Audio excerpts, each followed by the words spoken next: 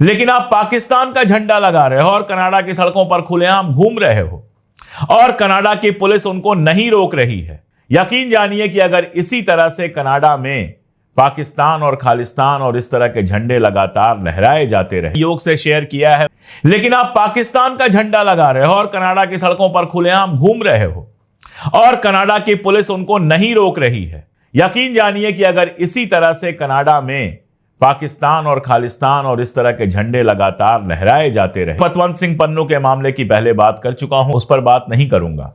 प्रधानमंत्री वहां जा रहे हैं, विरोध करना लोकतांत्रिक हक है।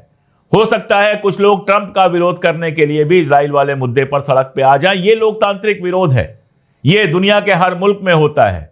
ठीक है, वो हमारे लिए हिंदुस्तान उनको आतंकवादी कहता है, वो कनाडा के लिए आतंकवादी नहीं है, वो भी ठीक है। इस तरह की आजादी बहुत सारे मुल्कों में मिलती है और मुझे उससे कोई दिक्कत नहीं है, किसी को नहीं होनी चाहिए। प्रॉब्लम यही है कि भारत के प्रधानमंत्री जा रहे हैं, खालिस्तान के झंडे लहरा रहे हैं और उनमें पाकिस्तान के झंडे को सबसे ऊंचा कर दिया जाता है।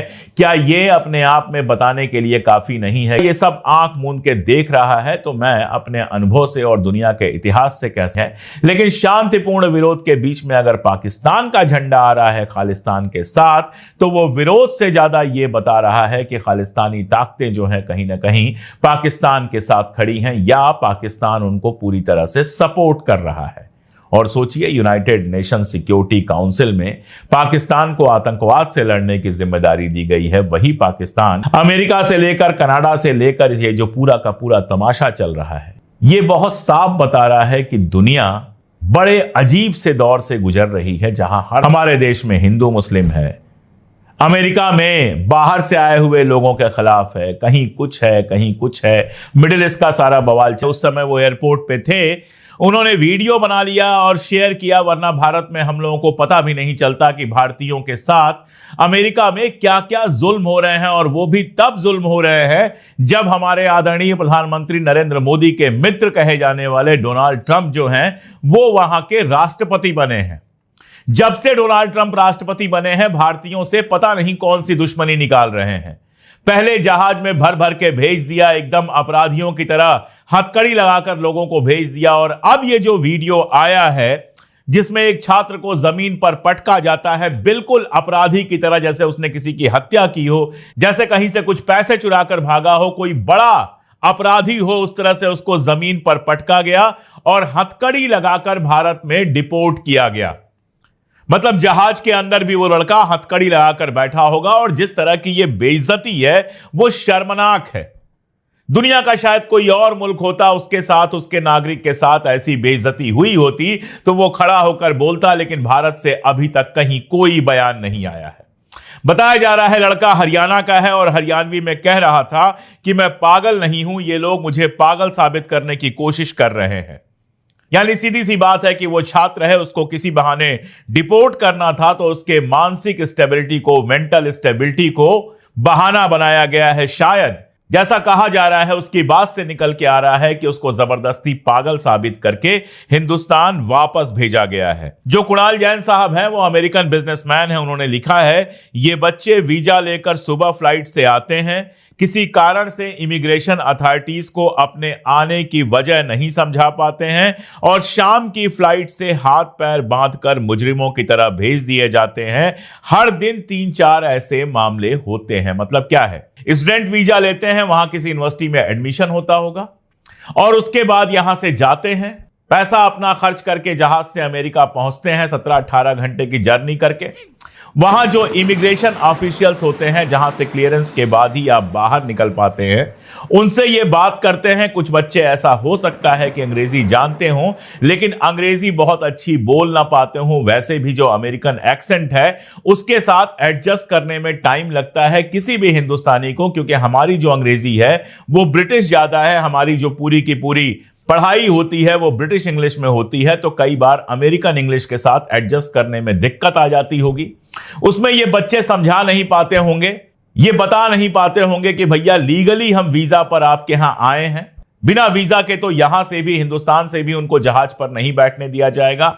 और सुबह पहुंचते हैं शाम को, मतलब दिन भर उनको परेशान करके और फिर हथकड़ी लगाकर वापस भेज दिया जाता है। आप खुद सोचिए जिनको भारत में अमेरिका का जो दूतावास है बाकायदा वीजा देता है, वीजा भी मुफ्त में नहीं मिलता है, अच्छे खासे पैसे लगते हैं, लाइन लगती है, यहां दुनिया भर की जांच होती है, उसके बाद जाके अमेरिकन वीजा मिलता है। घर में लोग खुश होते होंगे कि चलो हमारा बच्चा अमेरिका पढ़ने जाएगा। और वहां यह कंडीशन होती है कि सुबह पहुंचते हैं, कुछ घंटों तक उनको परेशान करने के बाद अपराधी की तरह हथकड़ी लगाकर वापस भेजा जा रहा है। वापस भेजना एक अलग बात है, आप वापस भेज सकते हैं। आपको लगता है कि अपने देश में आप किसी को एंट्री नहीं देना चाहते हैं तो आप वापस भेज सकते हैं, लेकिन एक बच्चे को, एक छात्र को जो यहां से पढ़ने गया हुआ है, उसको हथकड़ी लगाकर अपराधी की तरह वापस भेजना, सोचिए कितना खतरनाक है। मां बाप का सपना टूटता है, वो बच्चा मानसिक रूप से कितना ज्यादा परेशान होता है, और हजारों लाखों रुपए जो खर्च हो गए होंगे उसके यूनिवर्सिटी में एडमिशन के, यहां से वीजा बनवाने के, फ्लाइट से भेजने के, ये सब पैसे जो खर्च हुए होंगे, ये सारे के सारे पैसे बेकार हो जाते हैं। और भारत सरकार हाथ पर हाथ धर के बैठी हुई है, एक बार भी अमेरिका से ये नहीं कह पा रही है कि भाई हमारे छात्रों के साथ आप ऐसा व्यवहार कैसे कर सकते हैं। जब आपके दूतावास ने उनको वीजा दिया हुआ है तो फिर आप उनको इस तरह से परेशान करके उनके हाथ पांव में हथकड़ी लगाकर आप कैसे भेज सकते हैं। जैन ने जो लिखा है, जो अमेरिकी बिजनेसमैन है कुणाल जैन, उन्होंने जो लिखा हुआ है, मैंने न्यूयॉर्क एयरपोर्ट पर एक युवा भारतीय छात्र को हथकड़ी लगाकर रोते हुए, अपराधी की तरह ट्रीट होते हुए देखा। वो अपने सपनों को सच करने आया था, किसी को नुकसान पहुंचाने नहीं। एक एनआरआई होने के नाते मैं खुद को कमजोर और टूटा हुआ महसूस कर रहा हूं। एक एनआरआई जो वहां पर रह रहे हैं, जो बिजनेसमैन है, जिनको अमेरिकन नागरिकता मिल गई होगी, उनको दुख हो रहा है, उनको दर्द हो रहा है, वो टूटा हुआ महसूस कर रहे हैं। यहां हम जब वो वीडियो देखते हैं तो एक भारतीय की तरह हमें भी वो अपमानजनक लगता है। ऐसा लगता है हमारे घर के बच्चे के साथ कुछ इस तरह का हो गया है, और हमारे प्रधानमंत्री, हमारे विदेश मंत्री, हमारा वहां का दूतावास एकदम खामोश बैठा हुआ है। उसको कतई नहीं लगता कि भारत की कोई बेइज्जती हो रही है। पिछली बार जब हथकड़ी पहनाकर डिपोर्ट किया गया था तो झूठ बोला गया था कि ऐसे ही अमेरिका डिपोर्ट करता है, और इस बार तो अभी तक कोई आवाज ही नहीं आई है। जैन साहब ने भी बाकायदा जयशंकर साहब से, जो हमारे विदेश मंत्री हैं, कहा है कि इस पर आपको हस्तक्षेप करना चाहिए, लेकिन अभी तक कहीं कोई बयान नहीं आया है, एक लाइन नहीं आया है कि ऐसा कैसे कर सकते हैं आप भारतीय छात्रों के साथ। कुछ नहीं आया है। ऐसा लगता है कि भारतीय लोगों के साथ कुछ भी हो जाए कोई फर्क नहीं पड़ता, बस अडानी के साथ कुछ नहीं होना चाहिए। अडानी के खिलाफ अगर वहां केस होगा तो उसको बचाने की कोशिश की जाएगी, लेकिन आम भारतीय अगर इस तरह से बेइज्जत होगा तो उसकी कोई गिनती नहीं है। उसके साथ कुछ भी हो जाए हमारी सरकार बिल्कुल खामोश रहेगी और अमेरिका के सामने झुकी रहेगी। अमेरिका में पूरा एक अभियान चलाया जा रहा है। अभी जो है वीजा इंटरव्यू पर रोक लगा दी गई है। जो वहां के विदेश मंत्री हैं मार्को रूबियो, उन्होंने कहा है, आदेश जारी किया है कि यूनिवर्सिटीज के अंदर जो है, जो छात्र बाहर से आ रहे हैं उनके वीजा इंटरव्यू पर रोक लगाई जाए। ऑक्सफोर्ड से कहा गया था कि विदेशी छात्रों को अपने यहां पढ़ने से रोके। वो कोर्ट में गया, कोर्ट ने फिलहाल इस पर रोक लगाई हुई है, तो ऑक्सफोर्ड के पैसे रोक दिए गए हैं। मतलब तमाशा चल रहा है। हमारे यहां जेएनयू को बंद करने के लिए तमाशा चला, वहां पर दुनिया भर के यूनिवर्सिटीज में जो बाहर के छात्र आते हैं उनको रोकने का काम चल रहा है। जबकि एक हकीकत यह है कि ज्यादातर यूनिवर्सिटीज वहां पर प्राइवेट होती हैं और उनके फाइनेंस में एक बड़ा हिस्सा को नागवार गुजरती है, और उसमें अगर एक छात्र खड़ा होकर उसका विरोध करता है तो इसमें गलत क्या है। लेकिन अमेरिका पता नहीं कैसा अमेरिका बनाना चाहता है। अमेरिका इसीलिए अमेरिका था कि वहां अलग अलग विचार के, अलग अलग देशों के, अलग अलग तरह के लोग पहुंचते थे, बेस्ट टैलेंट्स पहुंचते थे, जो अमेरिका की प्रगति में अपना दिमाग लगाते थे, अपना शरीर लगाते थे, मेहनत करते थे।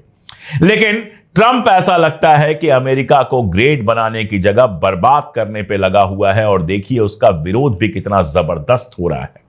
लॉस एंजल्स जो जाना माना शहर है अमेरिका का, वहां गृह युद्ध जैसी स्थिति हो गई है, सिविल वार जैसी स्थिति हो गई है। लोग सड़कों पर हैं, लोगों ने मास्क पहने हुए हैं, लोग लगातार विरोध कर रहे हैं, तोड़ फोड़ कर रहे हैं, और हालत यह है कि लॉस एंजल्स में नेशनल गार्ड्स भेज दिए गए हैं।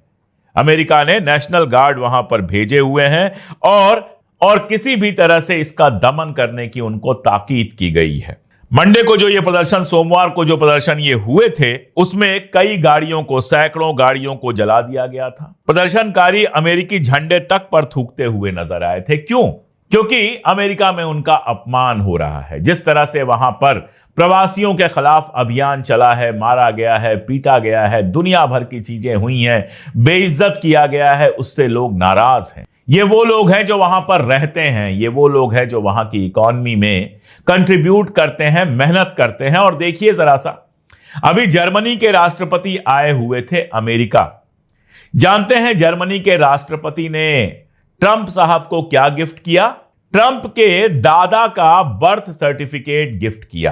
ट्रंप के जो दादा थे वो जर्मनी से आए थे, और मजेदार बात यह है कि जर्मनी से इल्लीगली आए थे अमेरिका के अंदर ट्रंप के दादा। एलन मस्क तो पहली पीढ़ी के हैं, उनके बाप एलन है वो, और अमेरिका में उन्होंने अपना बिजनेस खड़ा किया और आज दुनिया के सबसे रईस आदमी बन गए। ऐसे ही ट्रंप तीसरी पीढ़ी आते आते अमेरिका के सबसे रईसों में शामिल हुए, राष्ट्रपति बने, और आज वही ट्रंप जिनके दादा इलीगली जर्मनी से आए थे, लोगों के पीछे पड़े हुए हैं कि लोग अमेरिका के अंदर ना आए। ये जो पूरा का पूरा तमाशा है अमेरिका में चल रहा है, ये पागलपन अमेरिका को भी बहुत भारी पड़ने